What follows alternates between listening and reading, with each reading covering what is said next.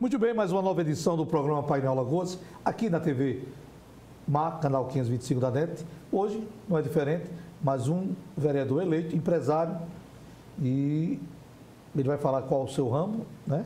Mas a importância aqui é a sua avaliação. Tudo bem, Leonardo Dias? Como vai, pastor? Tudo bem? Como é que vai? Surpresa para uns e para outros não. Quem é o senhor? Bom, vamos lá. Eu sou um empresário, né? Eu tenho 8 anos, 9 anos já com empreendimento. Tive, quando era mais novo também, algumas outras empresas na área de internet, né? Hoje eu trabalho com comércio de alimentos, né? Tenho uma sorveteria ali na praia e me engajei politicamente há 6 anos. Né? 6 anos a gente fundou o Movimento Brasil, que fez todas as manifestações do impeachment da presidente Dilma. E também fundei o Alagoas contra a Doutrinação Escolar, que é um outro movimento que trabalhou contra a ideologia de gênero, né, que também foi responsável pela aprovação do Escola Livre, né, que é o projeto Escola Sem Partido a nível nacional. E, enfim, me engajei politicamente e a candidatura, na verdade, terminou sendo uma consequência do trabalho que a gente fez como ativista político.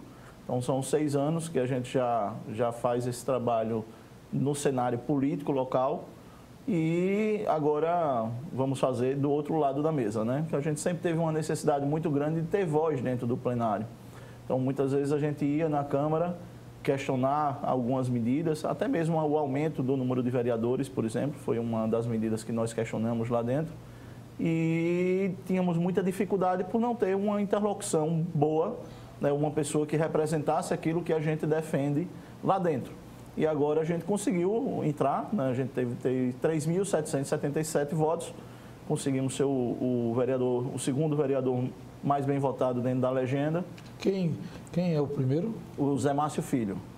Vocês são da legenda do deputado federal Marcos Beltrão. Isso, do PSD. Isso. Fizeram 3. Fizemos 3 vereadores. O primeiro? O Zé Márcio. O Zé Márcio teve quantos votos? 5.000 e alguma coisa. Eu não vou me recordar bem a... O segundo foi o senhor, quanto? O segundo, 3.777. Esse número o senhor não esquece, não. Não esqueço. O terceiro foi João Catunda. João Catunda. Quanto? Foram 9 votos a menos do que eu. Um pouquinho, praticamente empate. Foi casadinha, foi? Foi não. Mas foi bem parecido. Foi o quê? A votação muito próxima. Muito próxima, 9 votos, né? 9 votos. E realmente foi uma eleição atípica, totalmente diferenciada. Mas quais foram as suas propostas nessa caminhada? Só atingiu todos os bairros? Veja, o meu público, assim, ele é disperso, né? É um público mais de cunho ideológico, de representatividade de pensamento, né? De acreditar em livre mercado, nos valores cristãos, nos valores da família, né? Então, são as bandeiras... contagiado, né? Contaminado. A gente não tem como saber, assim, se você me perguntar assim, quantos votos você tem em cada área, é difícil a gente mensurar isso, né? Porque está espalhado, né? Então, assim, são votos conscientes, né? Então, não tem uma liderança. Só se você perguntar, você né? tem alguma liderança de bairro? Não tenho liderança de bairro, né? Então, não tenho como saber exatamente. A gente sabe depois que aconteceu a votação. Aí a gente vai conseguir ver cada sessão, quantos votos a gente teve, né? Então, assim, há uma predominância mais aqui na área da parte baixa da cidade, mas a gente foi bem votado, graças a Deus, na cidade inteira, que é fruto do próprio, vamos dizer assim, da própria mentalidade que vai mudando das pessoas, na conscientização, né, da importância de não vender o voto, da importância de escolher uma pessoa que representa aquilo que as pessoas acreditam, né? Então, o brasileiro tem mudado um pouco, né, esse meio um modo de votar. E nessas eleições isso já ficou muito claro. Gente com muita estrutura, com muito serviço prestado. Com muitos mandatos, tendo votação baixa, né? Então, assim, mesmo os que se elegeram, caíram muito, né? O número de pessoas que votaram. O senhor percebeu que com a revolta popular, né? Eu acho que para mim isso ficou muito claro, né? Pelo número da abstenção de nulo e branco, isso está muito claro. As pessoas não se sentem representadas, tem uma carência muito grande, né, de encontrar pessoas que você vote de forma consciente. Qual o momento que o senhor percebeu na sua campanha que o senhor disse, agora eu acho que eu tenho chance? Com uns 4 dias antes, 3, 4 dias antes foi. Qual foi o sintoma? Foi a quantidade de gente que estava pedindo voto para mim, né? Então, pessoas que eu conhecia diziam que tinham pessoas que eu não conhecia que pediam voto para mim.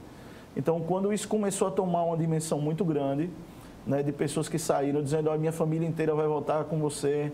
Olha, o fulaninho me pediu voto e eu não sabia mais quem era esse fulaninho. Então a gente conseguiu furar, né, o que a gente chama de bolha, né, e aí realmente nos últimos 3 dias eu senti que a gente tinha boa possibilidade de chegar. Eu sempre acreditei que a gente disputava, né, então assim, a gente tinha condições de disputa. Pelo novo formato da eleição, né?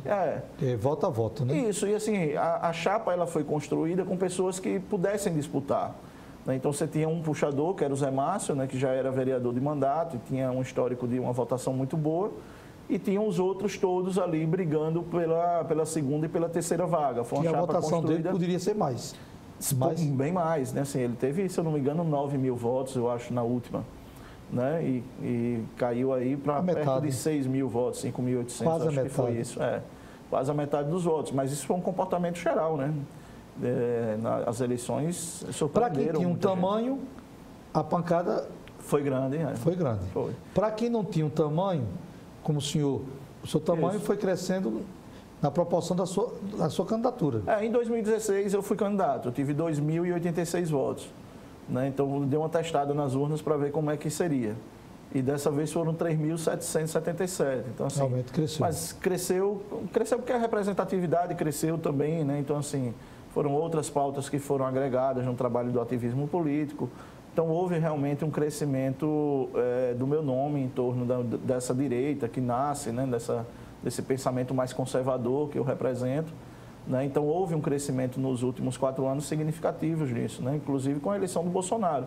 A própria eleição do Bolsonaro foi um reflexo desse encontro das pessoas com um pensamento diferente do que vinha. Né? O senhor continua ainda Bolsonaro? Continuo. Eu acho que o Bolsonaro tem erros e acertos, como todo mundo tem. Eu tenho, você tem, todo mundo acerta e erra. Claro. Né? Mas eu acho que o Bolsonaro ele é o melhor governo que nós poderíamos ter. Né? Em 2022 vem agora, eu não vejo nenhum outro nome também que pudesse representar de maneira mais próxima aquilo que a gente acredita. A pandemia demonstrou a gordura que o governo conservou e quando chegou o inevitável, que foi o Covid, né? Sim. O governo não cochilou. O que foi solicitado mandou em dobro. Então, interessante. E o Brasil continua ainda equilibrado. Tem suas parcelas de fraqueza de um lado, de um segmento, mas a maior dificuldade do Bolsonaro é agora na eleição para a Câmara Federal. Né? E a gente percebe que ele não conhecia 100%, ele achava que conhecia 100% dos bastidores da Câmara Federal. O senhor concorda também com isso aí? Veja, a gente vive um sistema muito difícil, né? Essa governabilidade, né, que tanto se fala, ela custa muito caro. Né? Não existe governabilidade por confluência de ideias, infelizmente. No Brasil, essa é a nossa realidade. Então, a governabilidade hoje ela é garantida com um fisiologismo, com troca de cargo, com troca de emenda, com troca de coisas que não deveriam estar na mesa para que o país... Que a verdadeira política não é isso. Pois é, né? Então, assim, você deixa de pensar no bem da população para pensar no seu próprio bem e só aprova as medidas que vão ser tomadas pelo Executivo se você, de alguma forma, for beneficiado com isso. Então, infelizmente, essa é a política que a gente vive ainda hoje no país. Agora, isso é culpa também da população, né? Porque se a nossa Câmara é assim, é porque as pessoas que são eleitas por nós são assim. Né? Então, é óbvio que a gente tem a esperança de que isso mude. Agora, a gente tem consciência de que isso vai demorar. Então, o Bolsonaro está tendo que, nesse momento, ceder um pouco aquilo que ele acredita e que pensou que poderia fazer, né? Para que o país ande. Porque as pessoas estão precisando de emprego. Nós vivemos um cenário econômico ainda difícil, desde 2014, 2015. Né? O Brasil vinha se recuperando, vinha dando sinais de recuperação, e aí veio a pandemia e puxou tudo para baixo. Né? Então, agora a gente precisa ter uma pauta econômica bastante agressiva no sentido de desburocratizar, de desregular, de fomentar o empreendimento, para que possa se gerar emprego nesse país. Né? Nós vivemos hoje aqui em Maceió, Alagoas hoje tem em torno de 16%, 17% de desempregados. Pior do que Alagoas, somente a Bahia e, se eu não me engano, o Rio Grande do Norte. Né? Então, que está um pouco acima do que isso. Sergipe, na verdade, perdão. Bahia e Sergipe. né, que são duas administrações de esquerda que estão numa situação pior do que a nossa. Mas, assim, é muito grave. Então, a gente precisa urgentemente facilitar a vida das pessoas, para que as pessoas possam criar empregos, né? Então, o meu mandato ele vai ter essa pauta muito fortemente. Eu já tenho um projeto de lei que é baseado na MP da Liberdade Econômica, né, na Lei da Liberdade Econômica. Essa semana eu convidei o secretário de Política Econômica do Paulo Guedes, que é um amigo meu de movimento, que é o doutor Adolfo Saxida.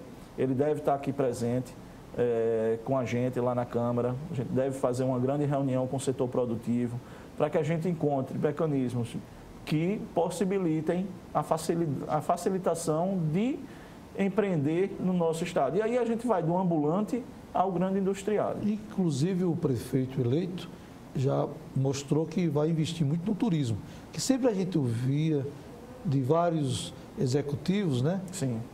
Eleitos na prefeitura, gestores, que é o turismo, mas ninguém nunca viu uma atitude para o turismo. O que é que o maceiense espera do seu mandato com essas aprovações para o crescimento do turismo em Maceió? O turismo é a grande indústria, né? É a nossa grande vocação. Então, é natural... Gratuitamente, a natureza. Exato, né? Então, assim, eu conheço o Brasil quase inteiro e eu digo a você, não tem lugar melhor e mais bonito no mundo do que Maceió, né? Então, assim, a gente tem essa facilidade, né? Esse dom que Deus nos deu, que é essa praia, né? Agora, a gente ainda subutiliza muito, né? Então, a gente tem muitas dificuldades ainda. Então, o turista vem, por exemplo, aqui, eu digo porque eu tenho um negócio na área turística. O turista vem para cá, passa 7 dias, mas as opções para eles se baseiam durante o dia, né? Que são as opções de praia. À noite nós temos dificuldade. A gente tem, por exemplo, o Jaraguá, que é um bairro maravilhoso, lindo, que poderia servir à noite de um grande, vamos dizer assim, ponto de encontro para o que o turista pudesse. A gente teve isso lá atrás, né? Acho que, se não me engano, foi no governo da Cátia Borne. Né? Mas o Jaraguá ele precisa ser restaurado. É uma área que tem uma vocação turística muito boa e é abandonado, né? Então, assim, a gente precisa recuperar, inclusive, a nossa cultura. Porque o turista vem para cá, ele quer ver, ele quer conhecer o nosso folclore, ele quer conhecer as nossas manifestações e isso não é explorado.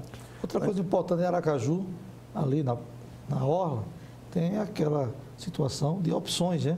Sim. Você quer entrar, conhecer alguns peixes, algumas coisas, você paga uma taxazinha, entra. Oceanário, pá, bonitinho ali, tem o espaço para as crianças, corrida de carro. Isso. Então, a gente vai vendo ali, deu alternativa, criatividade, que está faltando em Maceió. Também aquela questão ali do Brejal. Sim. Porque tem a lagoa, ali poderia, que foi tratado de uma Nova Maceió, né? Mas ali, para o outro lado, é turismo também, que vai para Santa Luzia do Norte. Isso. Uma balsa ali, ter lá um restaurante, restaurante. Então, não é só pensar só em Ponta Verde, isso. Cruz das Almas, mas tem a parte de baixo aqui que pode investir. O Pontal mesmo está esquecido.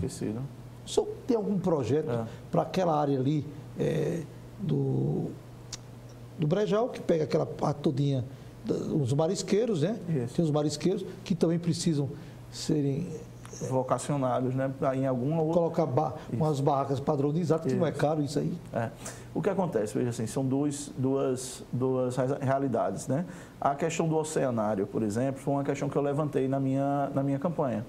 Né? Aquele ponto do Alagoinhas, para mim, não tinha que ser um deck de concreto, né? Porque assim, a reforma que estão fazendo, que já demora, sei lá, 6 anos, 10 anos, que deu uma acelerada agora perto das eleições, mas aquilo ali era para ter sido entregue à Petrobras, né? Para que aquilo ali virasse um oceanário no Projeto Tamar.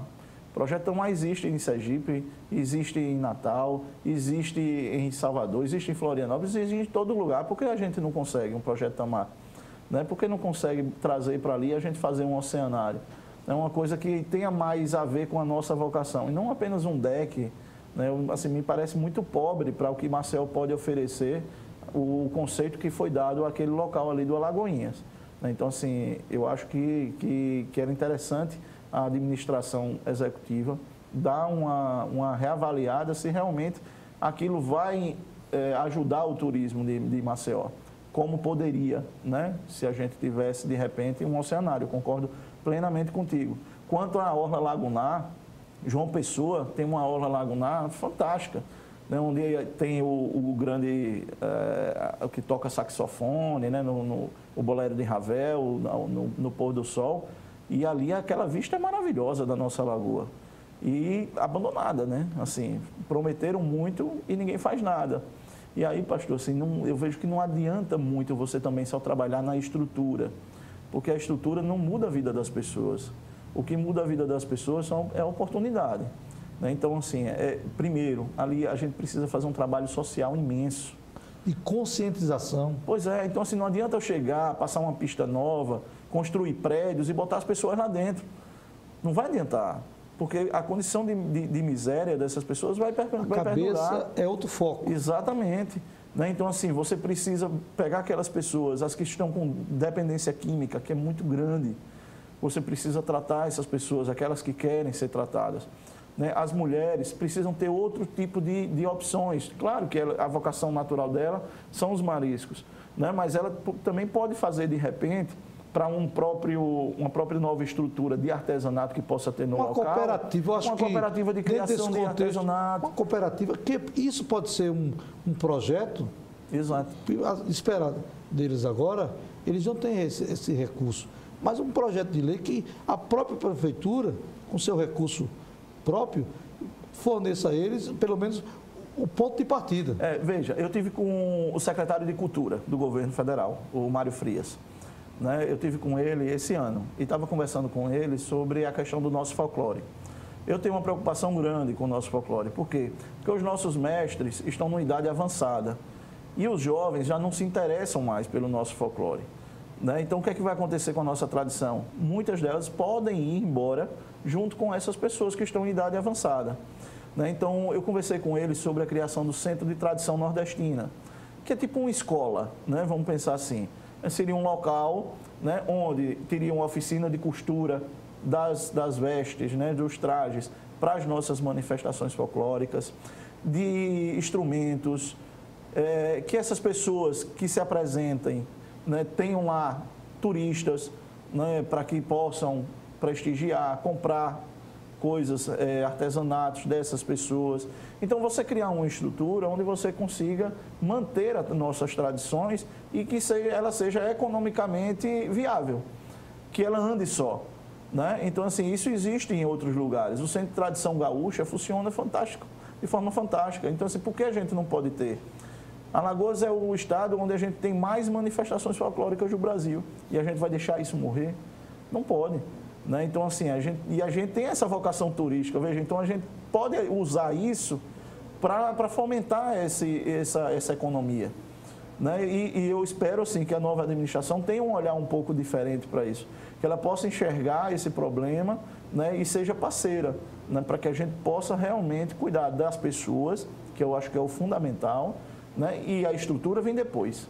Né? Aí sim, quando eu tiver com uma pessoa equilibrada, com uma pessoa com oportunidade, uma pessoa que possa, por exemplo, aquele rapaz que está lá hoje sem emprego, possa receber um curso de mecânico, de encanador, de eletricista, que ele abra horizontes na vida dele para que ele possa ter uma outra renda, aí sim, aí eu pego essa família e boto dentro de um apartamento.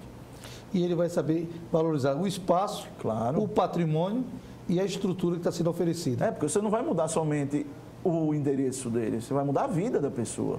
Que quando pega e bota no Estáquio Gomes, você tira a característica da pessoa. Não adianta, né? Não adianta, essa discussão a gente viu assim, não adianta pegar aquela pessoa que tem uma vocação de viver ali na lagoa, porque é só o que sabe fazer, chegar e colocar no Benedito Bentes. Né? O problema não é o Benedito Bentes, o problema é a vocação da pessoa. Não, o que parece e dá a entender... Apareceu o problema, bota no Bill. Pois é. Apareceu o problema, joga no Bill. Isso até foi tema da campanha entre os dois, né? Do fim do mundo e não sei o quê. Não é que o Bill, claro, ele tem hoje é uma cidade, né? Uma segunda Arapiraca. É uma segunda Arapiraca dentro de Maceió. Então, assim, agora, as pessoas que têm a vocação de trabalhar no mercado, de vender o seu marisco, como é que ele vai fazer isso no Benedito Bentes? Não é uma questão só geográfica, é uma questão da vida da pessoa. A pessoa está ali do lado do mercado, é onde ela ganha o pão. Ela não vai ter como descer todo dia do Benedito Bentes para estar 4 horas no mercado para vender, porque o mercado começa 4 horas, 5 horas da manhã. Né? Então, assim, você não vai conseguir fazer isso. Aí o risco que ocorre é o quê? Dessas pessoas terminarem invadindo aquela área ali do bebedouro, que está sendo desassistida, se colocarem em risco e formar uma nova área igual o que a gente vê hoje lá na Lagoa. Então, não adianta só fazer a reforma. Há uma preocupação e, ao mesmo tempo, um esquecimento. O bom é a preocupação com a atitude. Né? Com certeza. Porque a preocupação momentânea, ela é para, às vezes, uma fumaça. Sim. Mas a preocupação com a atitude, ela traz resultados. O senhor, o que espera do seu mandato nesse primeiro ano? Primeiro ano é que vai dizer alguma coisa. O senhor vai sentar na cadeira e dizer, eu sou vereador, mas vou entender que eu preciso ter parceria com o executivo. Claro. Assim os projetos não vão andarem. Sim. Como é que a população espera do vereador eleito, empresário, Leonardo Dias, em atitudes, em projetos, principalmente em um caos como esse, e também a educação? Falando disso, além disso, eu quero que o senhor também fale sobre a questão da licitação do transporte público, porque precisamos de ter licitações. Com certeza. Olhando para o seu público. Tá, vamos lá. Eu essa semana fiz já o planejamento do primeiro trimestre, né? Passamos o sábado inteiro em reunião. Nós já temos alguns projetos que estão na mão do setor produtivo, alguns estão sendo desenvolvidos, né, projetos de lei, alguns de revogação, inclusive. Então, assim, o nosso mandato ele vem sendo construído ao longo dos 6 anos. Eu não vou chegar na Câmara sem saber o que vou fazer. Né? A minha equipe já está pronta desde sempre.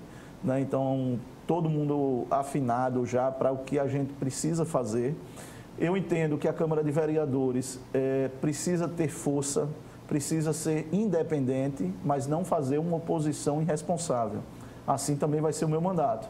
Né? Então, eu tenho dito que meu mandato ele é independente, eu não quero cargo na prefeitura, não quero estrutura na prefeitura, eu quero trabalhar por aquilo que eu prometi e eu sei que a gente pode executar.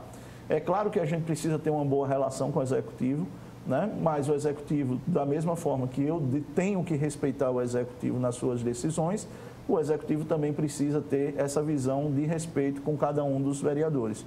Né? E eu acredito que isso vai ser feito de forma natural e fácil. Eu não tenho absolutamente nada contra o atual prefeito, né? Tanto o atual quanto o prefeito eleito. Eu não discuto pessoas, não discuto intenções, eu discuto pautas. Né? Então, eu vou defender aquilo que eu defendi durante a campanha. Né? Então, assim, essa semana, inclusive, eu tive com o JHC, né, conversando. Então, o diálogo vai existir, faz parte da política. Sem diálogo, a política não é feita. Né? Então, vai ser dessa forma. Né? Então, de forma natural. E podem ter certeza, né, se você quiser saber o que é que eu vou fazer, é só você olhar o que é que eu prometi. Né? Porque cada uma das promessas que eu fiz, eu vou tentar executá-las. Óbvio que muitas delas dependem da boa vontade do executivo, mas eu creio que a relação será de respeito e muito, muito boa. Não vejo motivo para ser diferente. Muito bem. Ele é empresário, vereador eleito, Leonardo Dias, e vamos ficar na expectativa. A avaliação quem faz é você. Acredito em suas propostas. Um grande abraço.